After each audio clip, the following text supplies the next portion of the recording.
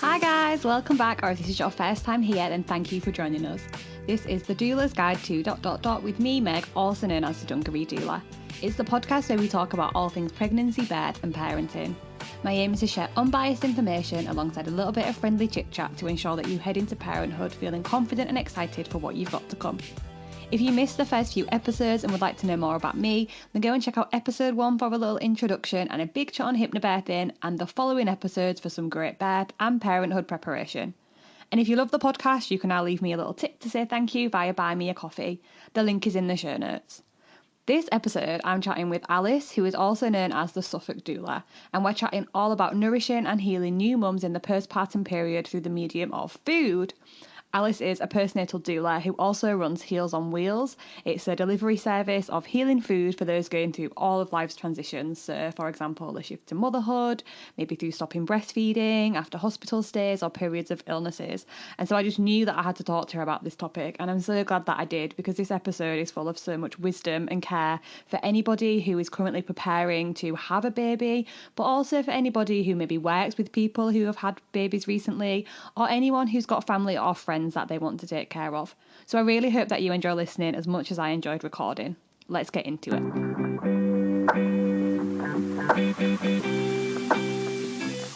Right, so hi Alice, thank you so much for coming on the podcast. Hi, thank you for having me. Before we get into our questions and our topics, do you want to just quickly introduce yourself and say what you do? Yep, so my name is Alice and I'm a postnatal doula.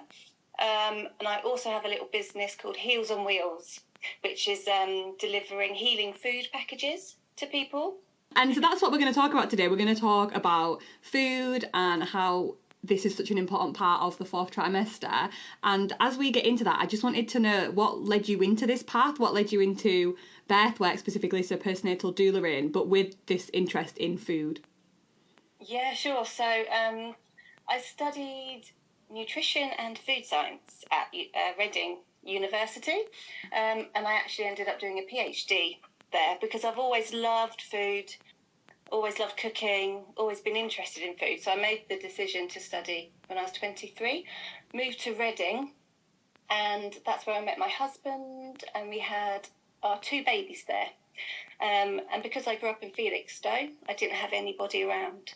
I didn't have any family or any support. And I went into pregnancy quite naively, really. I didn't know anything about the birthing system. I had heard about home births, so I knew that that was something that I was interested in. But then as soon as I went in and had my 20-week scan, I was told that, so my first baby was measuring small on the 5th centile. And that kind of started this whole cascade of interventions, and I had to have regular scans. My baby was constantly growing, but always small. Long story short, I was induced at 34 weeks and had a vaginal birth in the hospital. And my baby and I spent 12 days in hospital afterwards. Leaving her in hospital was just one of the hardest things I've ever had to do. It wasn't something that I ever imagined that I would ever do, and I imagined having my first baby, getting home eventually and dealing with everything that I had been through. It all just kind of hit me all at once, because I was kind of running on some sort of adrenaline or something before that, I think. Yeah. Sort of not knowing what was going to happen. So it all sort of hit me, and I suffered with postnatal depression, and I found everything really hard, and I didn't have any support. And that's when I realised that there really isn't any support out there for new mothers in our society. We're sort of just left to get on with it. We have a few visits from the midwife and the health visitor. So after I had sort of moved through everything and I was sort of coming out the other side, I started thinking about all of that and about support and how it's lacking. I had my second baby also, and I had him at home. So it was a completely different experience, and that sort of led me down that path of looking into birth and postpartum. And then I moved back to Felixstowe, and then sort of had more support. And then it was lockdown and everything. And I thought, I felt this calling to do something, some sort of support for new mothers. And that's when I looked into it. I actually didn't know about postpartum doulas at the time. And once I sort of delved into it, I thought that is exactly what I'm meant to do, support new parents. So, so I did a training course with Unique Postnatal. And when I started supporting new mothers, I realised that, wow, such a huge part is actually nourishing them with food. Yeah. And that's kind of like, that was like a light bulb moment for me. I thought, wow, I can actually combine my two passions, food, cooking for others, and nurturing new mothers and birthing people. Yeah. Oh, I love that. And that's actually really similar to what happened to me. Not necessarily, I didn't have my first child early, but I had my first child and I was in Leeds, and then had really bad postnatal mental health, and then I went on and had my second child again in Leeds, and again really badly suffered, and now we're a lot better now, but where that led me into bed, like, and then that's also led us now to be moving back to Hull so we can be with my family. Oh wow, yeah. So similar. Yeah, because I just think that once you do, I think you don't realise, because you get settled somewhere and you feel so happy, but then you bring your children into it and you're still happy and you're so grateful that you have your children, but you suddenly realise, I don't want to be here by myself anymore. I need that support. Yeah, I felt so isolated. I still remember sitting in my living room with my new baby after being in hospital and being told, I was actually told, one of the nurses said to me, I thought we'd be keeping her in a little bit longer because she's still so small. And these little comments just got to me. So I sort of sitting there thinking, I don't know what I'm doing. We're meant to still be in the hospital. And there was just sitting there with the four walls, my husband went back to work and just feeling so isolated. Yeah, that's exactly how I felt, especially the second time, because I was pregnant during the lockdown, and so we was already kind of isolated, and then Juniper was born the day that we came out of the very last lockdown. So everyone else got back to normality, and my partner went back to work. Everyone else was like, oh, so happy, we're back to normal. And I was like, no, someone help me, please. I'm by myself with this baby. Yeah, you must have felt it even more so. Yeah, it was such a strange time. Leaving. Yeah, everyone was so excited, and I was like, no, it's not exciting. Come back, please. Trap us back in. Yeah, absolutely. Yeah, it's really I think that strange. was something about the lockdown, was that husbands were at home, partners were at home during that time. Yeah, we I know, like, not now, like, looking back on it, it was hard, and I know that it was really hard for a lot of people, but especially at first, we liked it at first, because we kind of felt a little bit like we were on holiday, because it was so sunny as well, the first one, and we were just in the garden with my eldest all the time, and we were like, this is nice, having this time together. And obviously it got old quick, like, by the time we were in the second and third one, but... I know, it was, and it kind of felt like it was a little cocoon. Yeah. Just a little cocoon being at home. There was no pressure. No one was going to come round and see your house. You didn't have to tidy. You didn't have to get dressed. And actually, that's very similar to postpartum, the way it should be. Just no pressure, in your pyjamas, not tidying your house. 100%. That is what it should be like. And that was, and I was like, no, I want this back. Yes, I know. I can totally understand that. Yeah, and like you say as well, and it's really interesting, so that you'd already studied in nutrition and stuff. I didn't realise that you'd already done that, and it was a joining of the two things, because when people do become doulas, I think that we do realise how important food is, and like you say, nourishing new mums, new parents, because a lot of people think, I think especially people who don't really know what a doula is, even people in my family and stuff, they're like, oh, it must be lovely going around and like cuddling babies all the time and stuff like that. And I'm like, that's not what I do. Yeah. I'm trying to look after the people who created the babies. I'm not going to look after the babies. I mean, sometimes I do get to hold babies. That is nice, but it's not for that. Yeah, so many people that I speak to still don't know. It's becoming more popular, the word doula now, but still, my family didn't have any idea what a doula was. And when I explain it, people are just like, oh yeah, that that makes so much sense. That's such a great thing to be doing. Yeah, and I didn't know about postnatal doula. So when I had my babies, I spent the first 12 days in hospital, and I didn't think about myself at all. I was just running around the hospital, a bit like a headless chicken, just delivering my milk up and down, and it was just a big whirlwind. I didn't give myself a second thought. Yeah, I can totally relate to that. I was the same the first time around, and I did that thing that you're not meant to do when I had everyone come in and visiting straight away, and I was trying to sort the house out and get myself dressed and do all the things, and I think I burnt myself out really quickly. And then it wasn't until later on when I had quite a strange birth where it was on paper positive, but the way I was treated was really disrespectful, but I felt like it was still positive from what I'd done, because I'd done hypnobirthing and I loved it, and that was what helped me through the negatives. And so afterwards I was like, I want to train in this. I want people to be able to advocate for themselves and not have to go through these sorts of things. And so I looked into teaching hypnobirthing, and that was when I found out what a doula was, and it just clicked, and I was like, if I'd have had a doula would have been so different. Absolutely, yeah. Whilst I was going through all of the scans and all of the appointments, deep down I knew, my inner knowing was telling me that my baby was okay.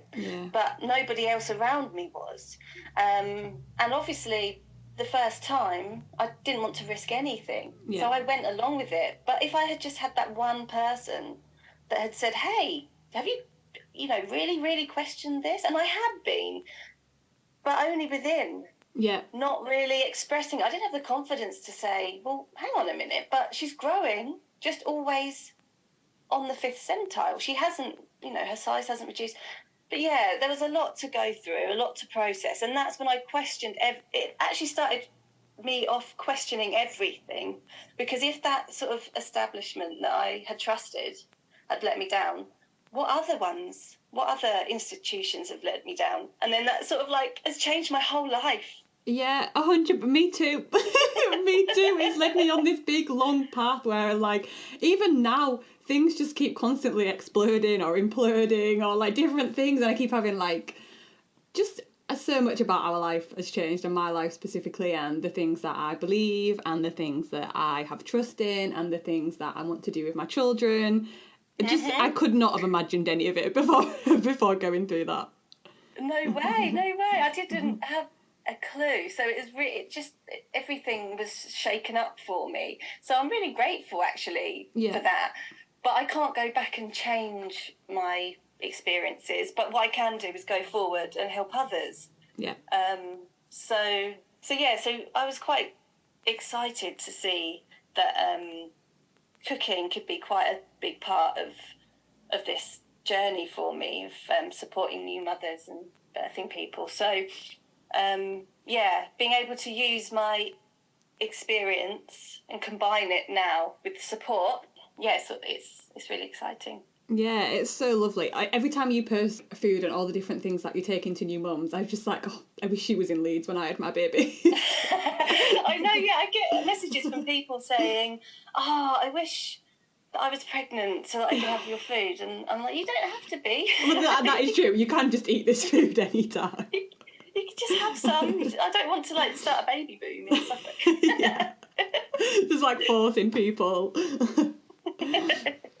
So that really nicely leads me on to sort of my next question, which was, why do you think that food is such an important element in the 4th trimester?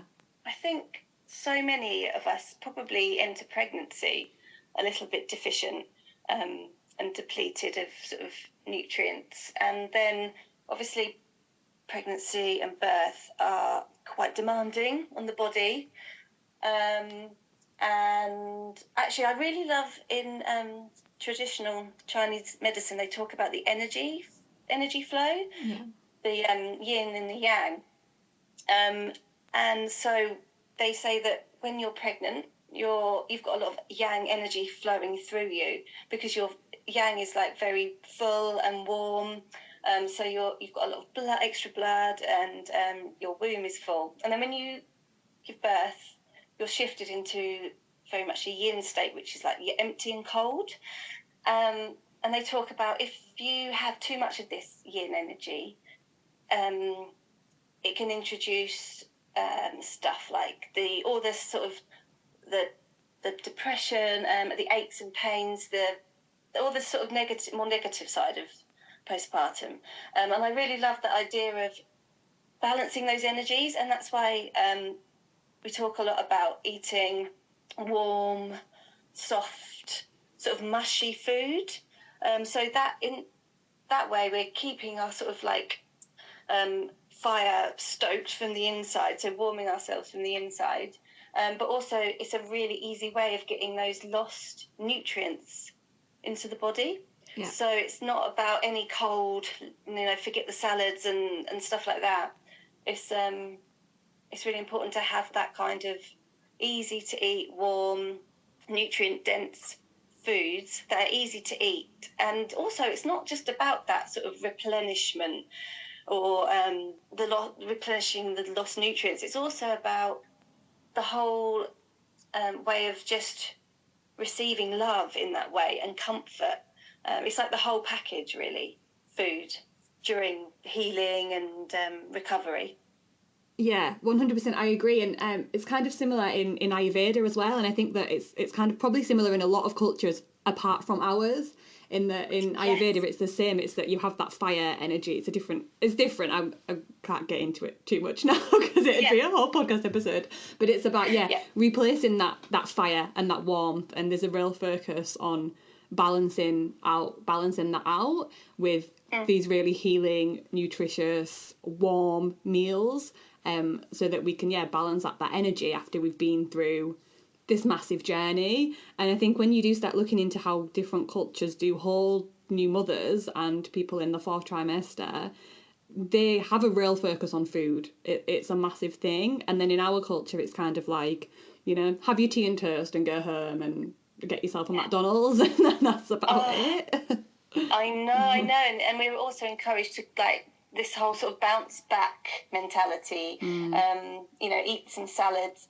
This is not a time for dieting. No. This is time for healthy fats and for the protein and just for really nourishing our body and just throwing any kind of idea of diets out the window. But so many cultures around the world, there's so many different traditions, but like you say, we've kind of forgotten ours, I think, and that's where I like to draw a lot of my influence from, is these different traditions that are handed down. I don't always think we need scientific evidence to back these things up. There's a reason why they've been handed down through generations, because it works. And it's interesting that all around the world it's actually quite similar. Yeah. So there's a reason for that. There must be, if all these different cultures are all consuming the same kind of foods postpartum, it must be because it's so beneficial. Yeah, they've realised that and they've passed it on, and it's not necessarily, like you said, that you have to have it written down anywhere or that it is backed by science or anything, because, who's funding research on this anyway? They're not, so we wouldn't have it, even though we know it to be true. No one's actually funding the research on it to have it written down in a scientific way. But exactly, we know that it's true because it works and it's been working. And even like you say, in this country, in our culture, we've forgotten it, but we would have done it. I've just been rereading what's it called? Reclaiming Childbirth as a Rite of Passage by Dr. Rachel Reed, and she even talks about it, how in like the Middle Ages and stuff in our country we would have these things happening after birth. We would have big groups of women that would come round and they would bring soups and stews and warming foods to heal the mothers, and we've just forgotten.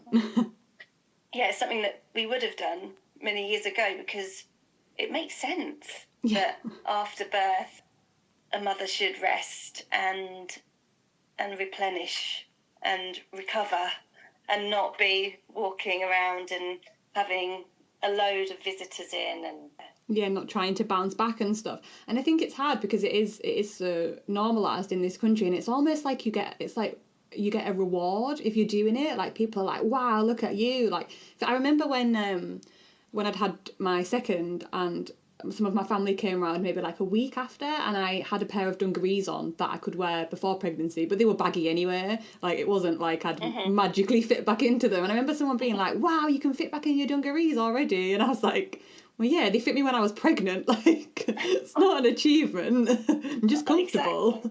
Exactly. Yeah, exactly. Yeah, it's like that's the goal, isn't it? To get back to the pre-pregnancy weight. Whereas actually, our bodies are completely different. We're completely different. We've completely shifted into a new way of being.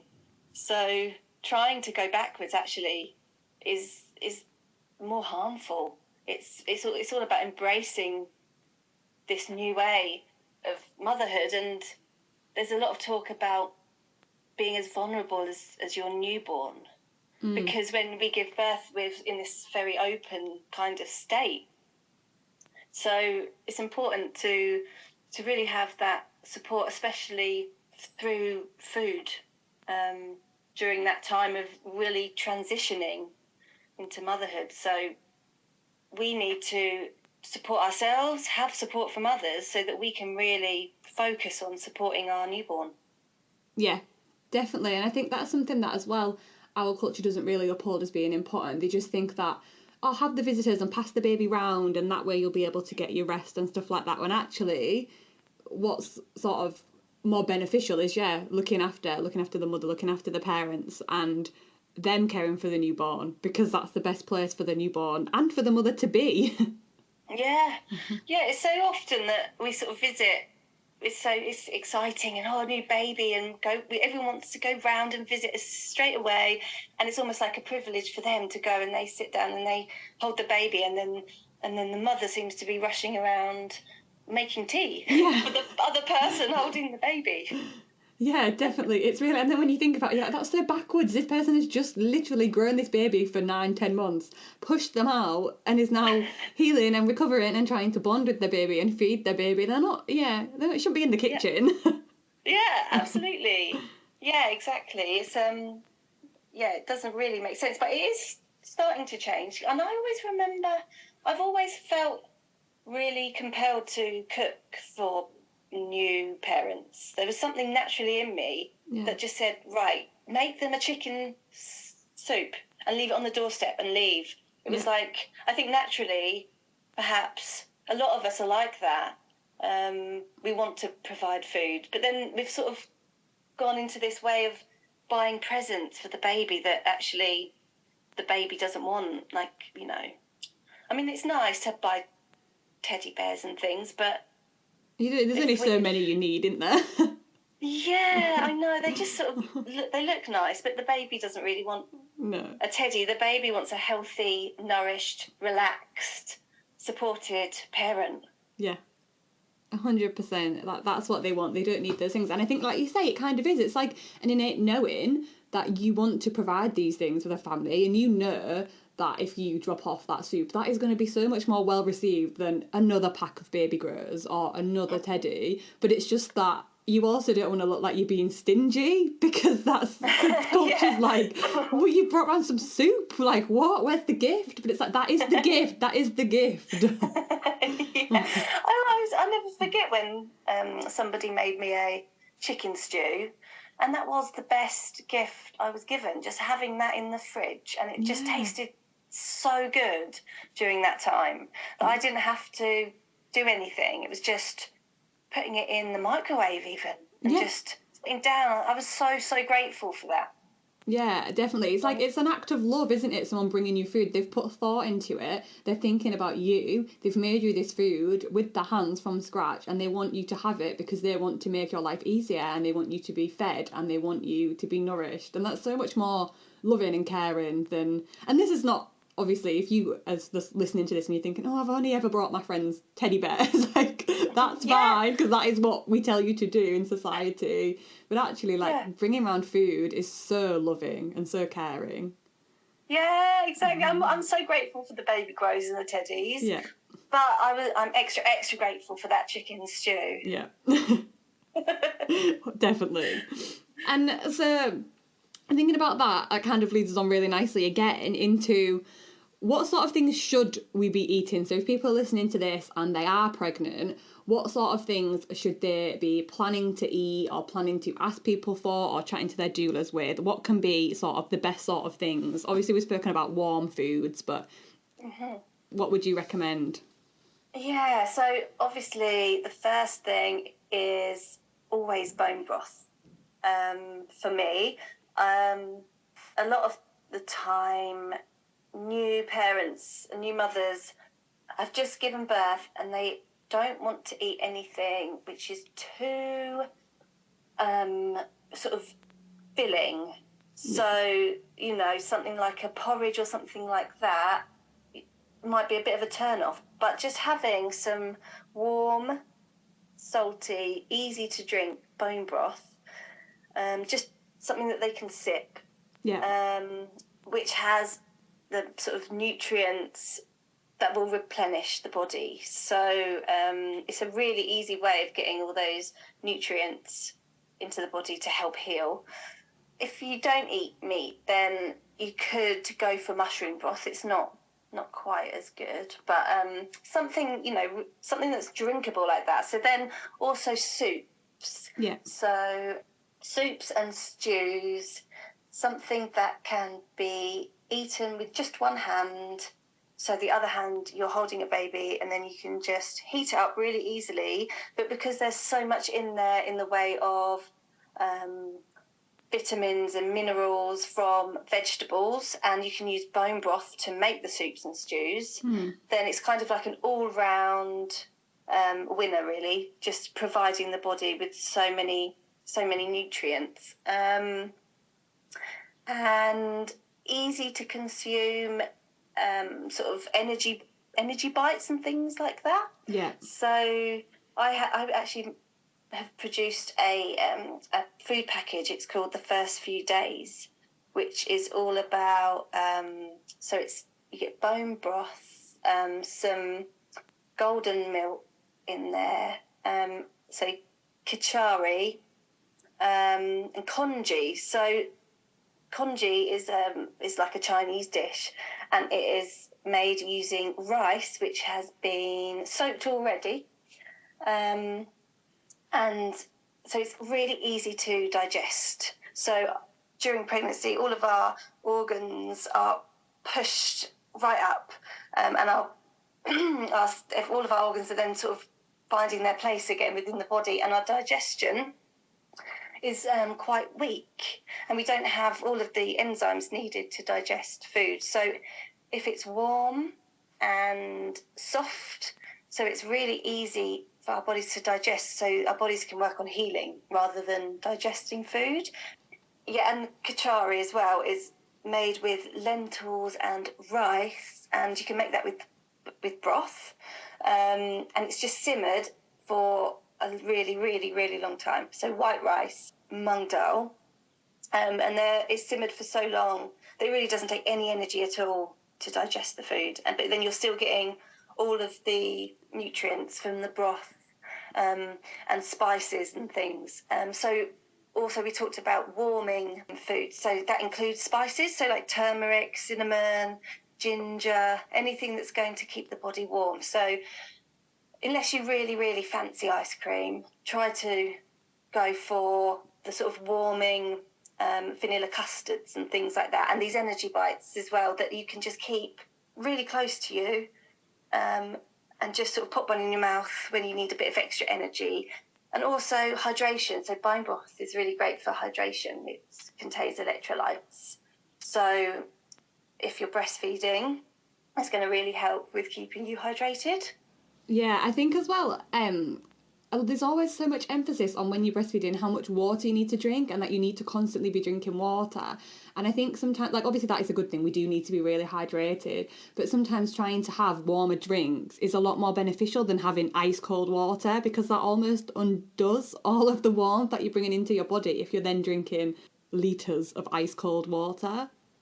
Exactly. Yeah, no, that's so true. It's much better to have, say, a herbal infusion. Yeah. So if you put some herbs into some water, warm water, and you can infuse it for quite a few hours, and then you can sip on that throughout the day, because that will only really get to room temperature, which is fine, or you can reheat it.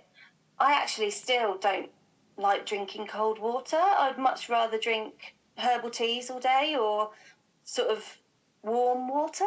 There's something about that freezing cold water going straight into into your body. It just Yeah. doesn't feel right to me even now. I'm exactly the same, and I didn't actually, until I started looking into Ayurveda and I read about sort of, not that it's bad for you to drink freezing cold water, but that it's not ideal. It's better to drink, room temperature or normal. I used to devour freezing cold water because we have a water tap on the front of our fridge that keeps it super cold.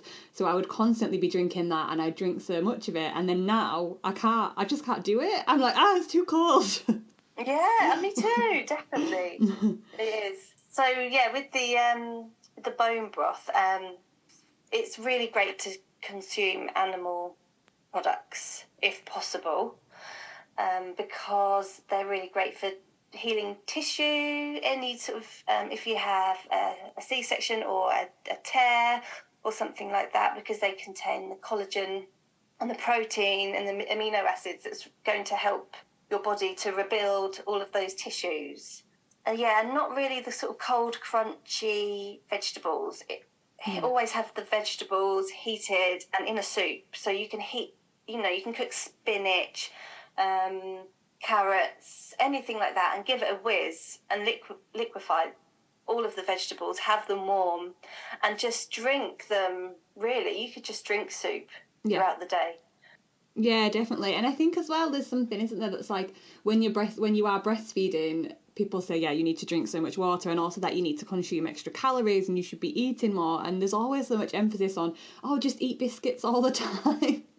Just constantly eat biscuits. And obviously, if you want to eat some biscuits, eat some biscuits. It's not the end of the world. Like, that's fine, eat some biscuits. But we should be educating people on the way there's other things that we can eat besides biscuits, like these energy bites and stuff, because obviously sometimes you do just need a quick snack. Sometimes you've only got one hand, you're absolutely knackered, you just need a quick snack. But it's not always going to be, it's not the most nutritious, it's not the most filling, it's not going to make you feel good if you're just eating biscuits all the time, basically. No, exactly. And I like to think about eating intuitively. So really tuning into the body and thinking, what is it that my body wants right now? And if it is a big bar of chocolate, then sort of go for it. But quite often it's more likely to be nutrient dense foods, sort of like the energy bites made with dates, to sort of like satisfy that sweet craving that we get, especially when we're breastfeeding, and from being tired as well. We quite often want to eat sweet things to sort of give us the energy. Yeah, I think I definitely felt like that when I was breastfeeding. And the first time around, I ate so many biscuits because I just didn't know what to eat, because I just felt like I did want a sugar rush all the time because I was knackered and I was feeding all the time. And everyone was just saying, just eat all the biscuits. And that was like all that I ate. And then afterwards, when I started to like learn more about nutrition and started training as a doula and stuff, I realised that actually I would have felt a lot better if I didn't eat that way. I realised. And the second time I did put a lot more effort into thinking about the way that I was eating afterwards and preparing food and stuff like that. And it made a massive difference to how I felt and how easily I recovered after the birth. I put a lot of it down to the way that I ate afterwards. Yeah, I think it can make a huge difference to not just rebuilding our body, but also our mental health as well. Yeah, I was just about to say that as well. So the first time around I had postnatal anxiety and I recovered through CBT, and then the second time around I think the impact of the lockdowns and things like that, and my mental health was actually a lot worse, and I suffered from postnatal depression and anxiety and panic disorder, and I through that learned so much more about nutrition. And I had CBT again, but actually I think the thing that helped the most was completely changing the way that I ate and eating more in tune with like my gut health and my mental health and things like that, and how it was all linked. I think that, alongside sort of nervous system work and stuff, really completely transformed how I improved my mental health. Yeah, it can make a huge difference. And also, I don't think it's ever too late either. No. We can do this any point. For me especially, it's funny thinking about it, because I have this background in food science and nutrition, but I didn't think about it. It just didn't occur to me. I was so focused on the birth. And especially going through all of the scans and everything, that totally consumed me. I didn't even think about what would I eat afterwards and how could that contribute to making my postpartum easier. Yeah. Yeah. Yeah, it's funny, isn't it? It's not, there's hardly ever any focus on postpartum. We focus a lot on birth preparation, which is great because we didn't even used to focus on that. It doesn't feel like, but it feels like there's a lot more awareness now about preparing for your birth, which is great, super important. But actually, like when we're thinking about postpartum, a lot of the time we're thinking about what do we need, what should we buy for our baby, what, like, how do we change a nappy, like all of these sorts of things. And you might think about how you're going to feed them, you might do some breastfeeding preparation, but very rarely do we think about ourselves. No, never. I don't think I considered myself at all during the whole process, and it's so common that we're sort of really focused on the birth, and like you say, that is so important, but as is the postnatal period. It's that time of recovering from not just the birth but from pregnancy too. Yeah, definitely. And it's going through that transition as well. Like you said, it's like meeting yourself again, because you are a completely different person after you've given birth, and you've got to settle into like a new role and who you are now. And it's that sort of meeting yourself as well as meeting your baby while, yeah, going through crazy hormones settling down and your body recovering and learning to breastfeed and all of these things that, of course, we're going to need some help and we're going to need like anything that's going to make it easier and going to make us feel better. Yeah, absolutely. Yeah. And yeah, food is such an important way to do that. And that kind of, yeah, the next thing that I wanted to talk about was how people can sort of make this easier, because I mean, especially if people are listening to this and thinking, oh, I've never considered this, I've never eaten it in this way, I don't even know where to start. What can people be doing to look up this food and to sort of get it ready, get prepared?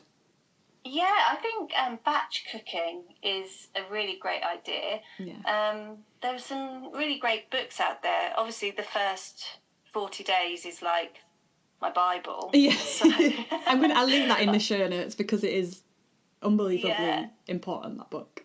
It is. And I realised actually that I've never really read the book. I just have focused completely on the recipes in there. Just there's some really great recipes. Yeah. Just learning how to make the broth, so the simple sort of the mushroom or bone broth, and then freezing loads of it. And then soups freeze really well, so you can use the broth to make loads of different soups and put those all into the freezer.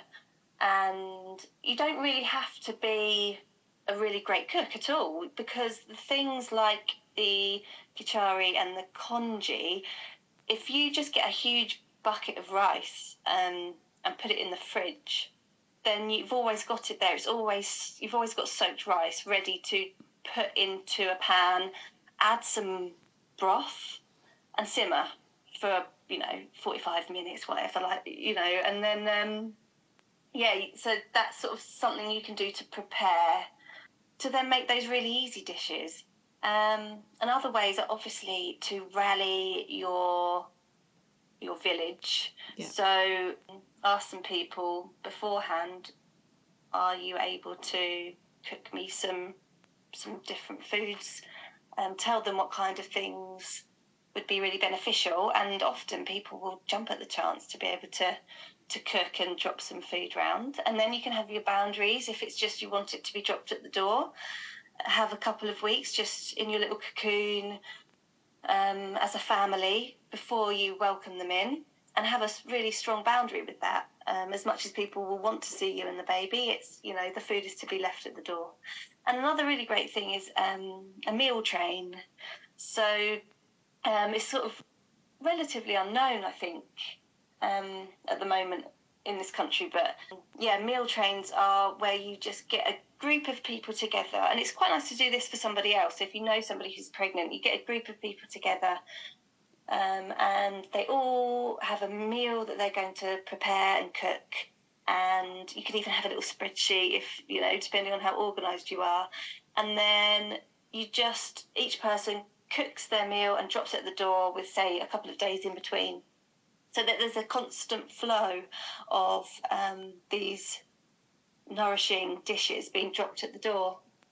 I love that. I wish that I would have done that for mine, because I also think as well that something that's good about those sorts of things like the meal trains, or having your, even if it's just like your family dropping things by, is that you set that boundary and you say, I'm not ready to have you in yet, but it still makes them feel involved. You're not just cutting them out. You're not saying, which is completely fine. If you want to just cut them out, cut them out. It's your time. But you're saying, you're giving them something to do, which I think a lot of families like, because they are desperate to see you and they want to look after you. So if you can say to them, look, I'm going to just literally cocoon for a week, 2 weeks, but I would really appreciate it if you could drop by and drop us some food, then they still feel involved and they still feel like they're helping you out. And then it eases that tension almost.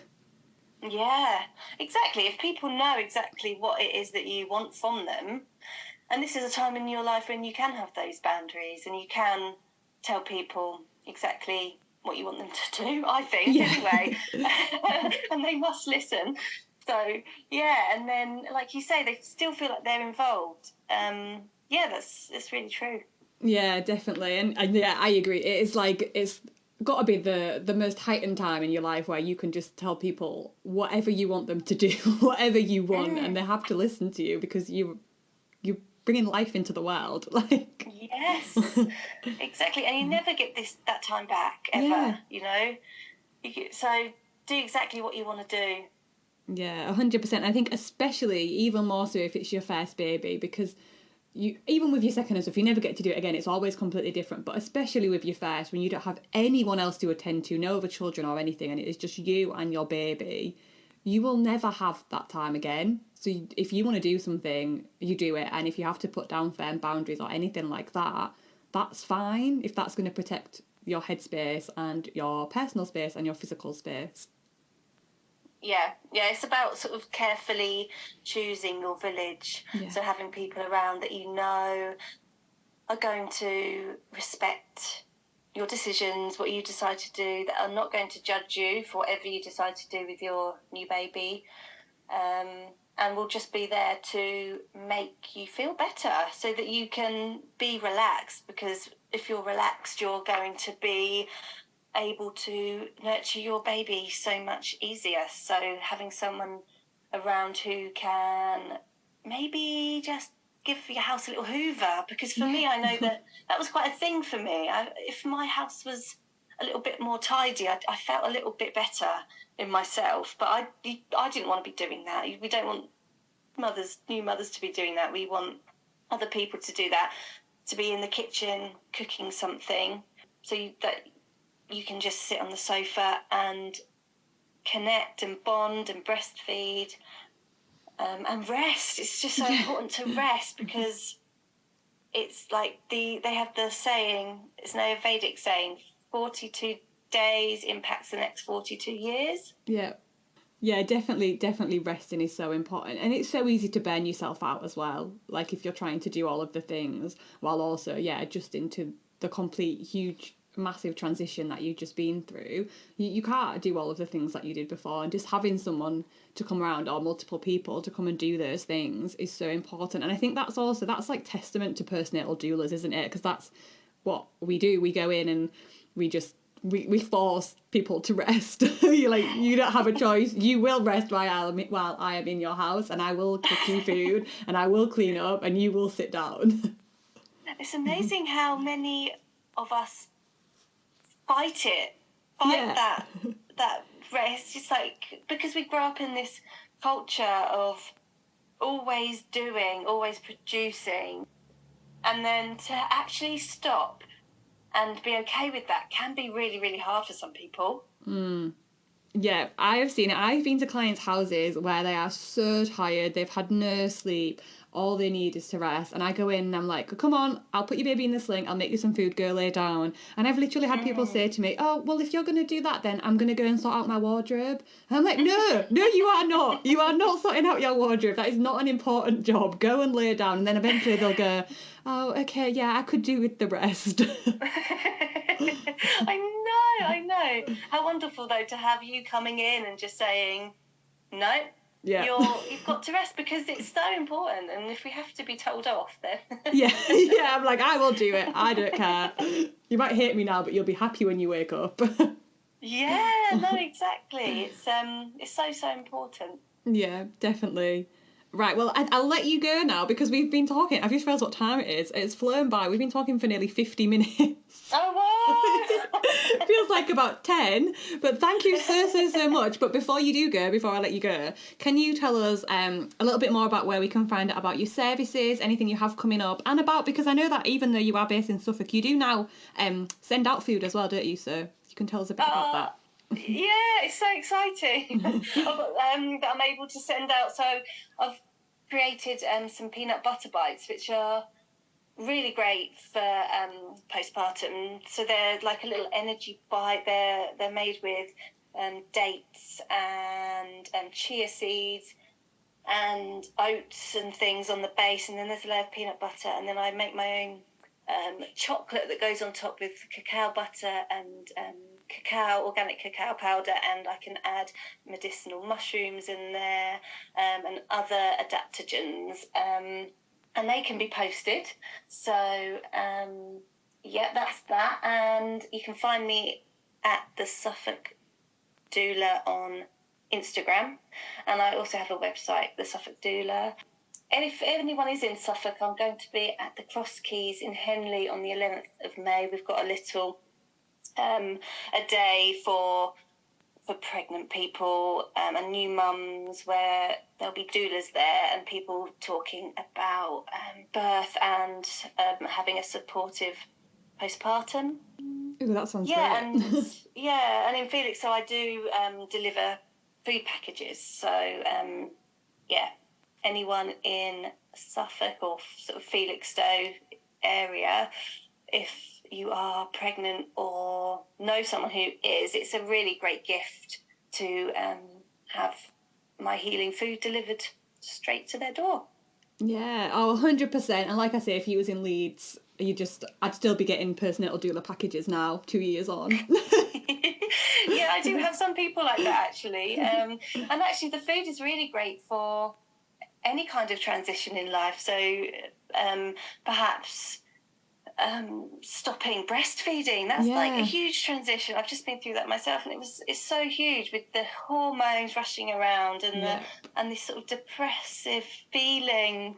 So having something to support you through that, or after an operation, or if you're just feeling a bit down, really, just to cheer you up. Yeah, 100%. And yeah, I'll leave the links to all of those things in the show notes, so if anybody does want to find out more, I'll pop them all down there. Okay, lovely. Oh, thank you. Thank you again. Thank you so much for coming on. I've really loved chatting with you. Thank you. Yeah, really enjoyed it. Thank you. So that concludes our chat about utilising food for healing, for nourishment, for care and for love during the postpartum period. If you've listened to this as somebody who is currently pregnant, then I hope it's given you some wonderful ideas of things to prepare and plan for. I hope you feel excited to meet your baby and to settle into life with them now, hopefully feeling confident to put up boundaries and accept the love that people are so ready to give you. And if you've listened to this as a birth worker or somebody who is preparing to care for a new parent, then I hope you feel full of ideas and excited to spread some joy through food. A huge thank you to Alice again for coming onto the podcast and sharing her time and her wisdom. If you have any more questions, then come hang out on Instagram, where I'm at the Dungaree Doula and Alice is at the Suffolk Doula, and do let us know if you enjoyed the episode. And remember to check the show notes too for all the links. Thank you for listening. If you enjoyed this podcast, please stick around, like, follow and subscribe, or if you've got the time, leave a little review. It's so very helpful for getting my podcast out there in front of new people. Speak soon. See you next week. Bye.